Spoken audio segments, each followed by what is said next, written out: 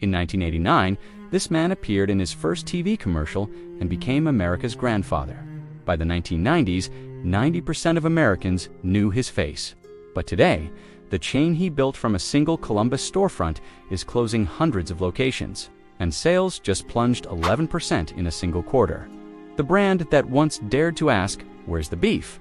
is now struggling. This is the rise and fall of Wendy's. To understand the fall, you must understand the rise.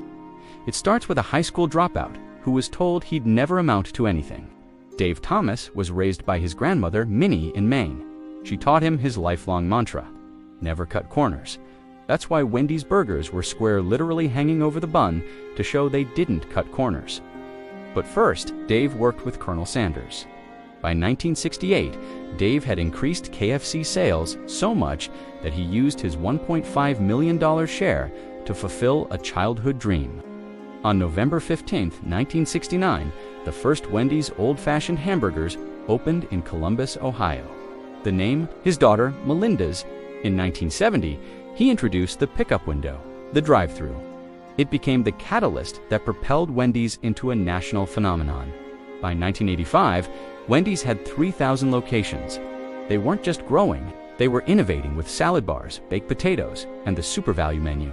Then came 1984. 3 words changed everything. Where's the beef?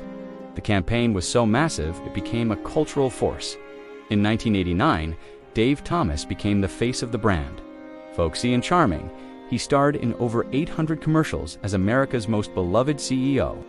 Dave used his platform for adoption awareness, creating the Dave Thomas Foundation for Adoption in 1992, helping thousands find forever families. On January 8, 2002, Dave Thomas died. The man who built an empire was gone, and the soul of the brand started to disappear. Without Dave, marketing became inconsistent. The fresh beef message got drowned out by promotions and the disastrous launch of breakfast during COVID by 2025. The company revealed it would close nearly 350 more locations. Even the original Columbus landmark from 1969 is long gone. Then came the 2024 dynamic pricing disaster. Customers accused Wendy's of price gouging, making the brand look out of touch and greedy. Worse, an E. coli outbreak in 2022 sickened over 100 people. Perception is reality in fast food, and the headlines were devastating. In early 2025, Wendy's reported its worst quarter in 20 years. While they collapsed, McDonald's and Burger King were actually growing. Wendy's has launched Project Fresh to turn things around, focusing on value menus and international growth. But can they regain their identity? Dave Thomas built this on quality and never cutting corners. When Wendy's forgot that, they became just another chain in a sea of options. Can Wendy's turn this around?